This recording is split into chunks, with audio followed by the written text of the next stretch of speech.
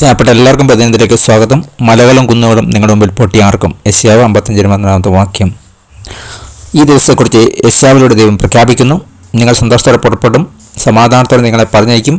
മലകളും കുന്നുകളും നിങ്ങളുടെ മുമ്പിൽ പൊട്ടിയാർക്കും. ദേശീയ സകല വൃക്ഷങ്ങളും കൈകൊട്ടും. പാടുന്ന പർവ്വതങ്ങൾ കൈകൊട്ടുന്ന വൃക്ഷങ്ങൾ എന്തുകൊണ്ടില്ല? പൗലോസ് പറയുന്നു, സൃഷ്ടി ദൈവത്തിൻ്റെ ദാസ്യത്തിൽ നിന്ന് വിടുതലും ദൈവമക്കളുടെ സഹസ്രാന്തരം പ്രാപിക്കും. യേശു ഒരിക്കൽ കല്ലുകൾ ആർത്തു വിളിക്കുന്നതിനെ പറ്റി പറഞ്ഞു. തൻ്റെ അടുക്കൽ രക്ഷയ്ക്കായി വരുന്നവരെപ്പറ്റി യെശയ്യാവിൻ്റെ പ്രവചനത്തെ പ്രസിദ്ധീകരിക്കുന്നതാണ് ആ വാക്കുകൾ. ദൈവത്തിന് മാത്രമേ ചെയ്യാൻ കഴിയുമെന്ന് സങ്കല്പിക്കുന്ന വിശ്വാസത്തോടെ നാം അവനെ നോക്കിയാൽ അവൻ്റെ അത്ഭുതങ്ങൾ എക്കാലത്തും തുടർന്നായി നമുക്ക് കാണുവാൻ സാധിക്കും. ദൈവത്തിൻ്റെ നിത്യരായത്തിൽ പുതിയ ഭൂമി എങ്ങനെ ആയിരിക്കണമെന്നാണ് നിങ്ങൾ സൃഷ്ടിക്കുന്നത്?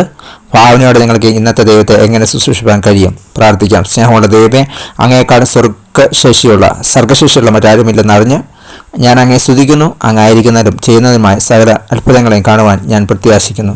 Thank God bless you. പുതിയ ദിവസം പുതിയ അനുഭവങ്ങളെ ദൈവം നൽകട്ടെ. God bless you in Jesus name. Amen.